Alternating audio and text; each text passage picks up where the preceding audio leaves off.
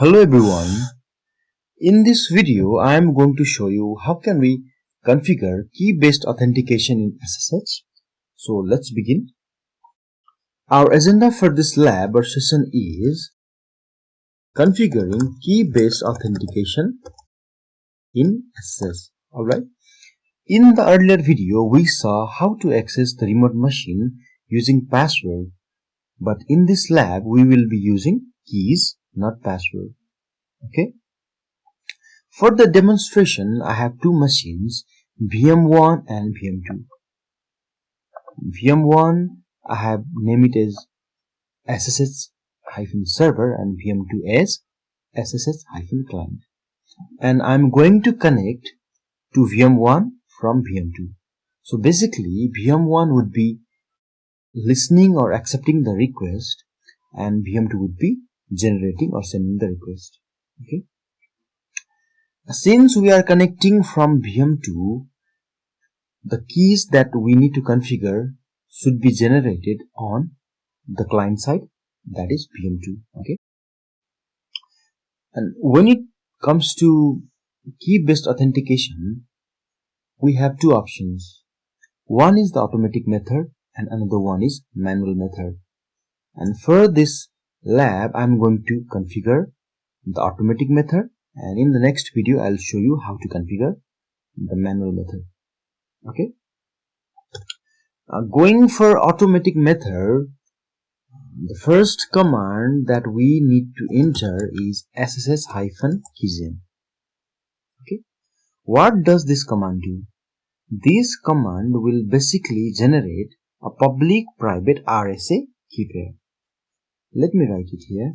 SSH-Key will generate public-private RSA key pair. Okay. So if I hit the command and enter, then it is going to create a file called id_rsa. This is private key. This is the key that you should not share with anybody and kept private. Okay. And this is the name of the file that the system has generated. But if you want to give your own file name, then you can change it. For the time being, I'm going to use the default one and type enter. It is asking for the passphrase to put on id_rsa key, but it is really not necessary and it's not quite used in production, so I'm just ignoring it. We can see that it has produced or created two files. One is id_rsa and another one is id_rsa.pub.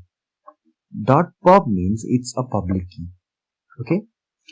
So connecting this key to the scenario, what we are supposed to do now is we have to copy this key id_rsa.pub key from VM2 to VM1.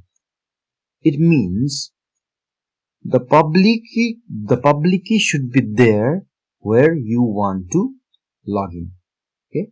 So in this scenario, this public key has to be in VM1 machine. Then only you would be able to access from VM2. Okay.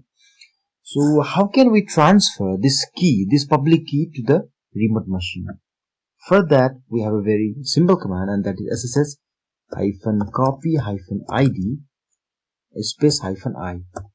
This means copy the identity of the public key to the remote machine, and after this we have to provide the credential using which you want to move the key. Okay. Let's create a user first here, because I do not prefer root login, so let's create a user. User 8. What to give the name? I don't know. SSH test user, and I'm giving the password SSH test user. And 1 2 3 4 5 6. 1 2 3 4 5 6. It's a bad password, but for the lab it's okay.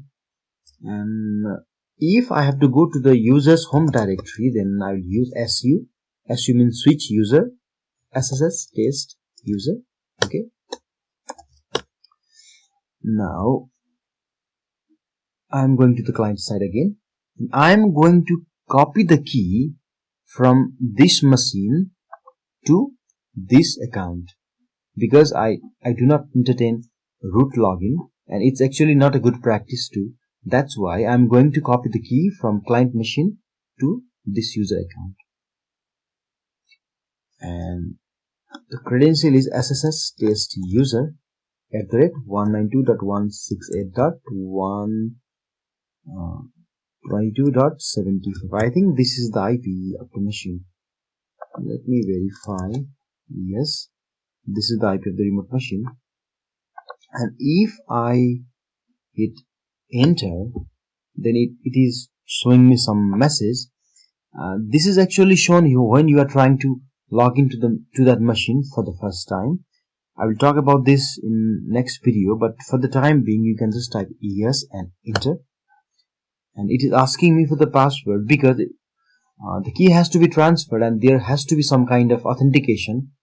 Okay, so it's quite obvious, but the password should be hit only one time. I mean to say, first of all, let me hit the password.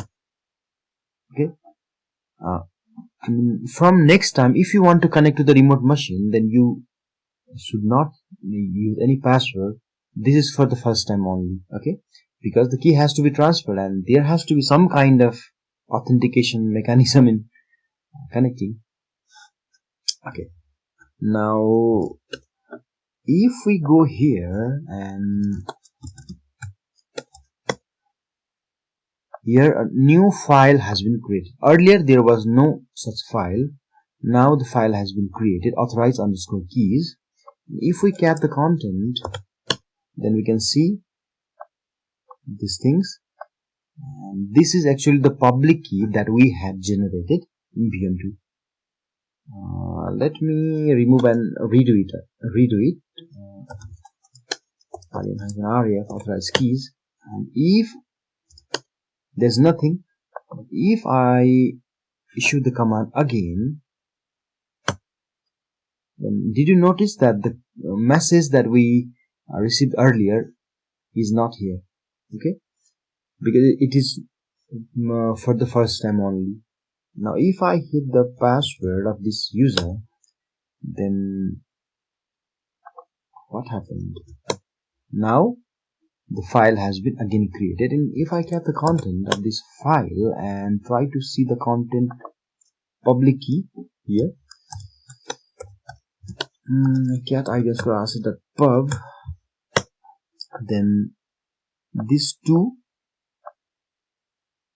are basically the same.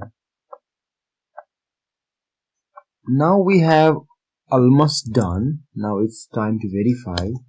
Now if I try to connect to the remote machine, then what happens?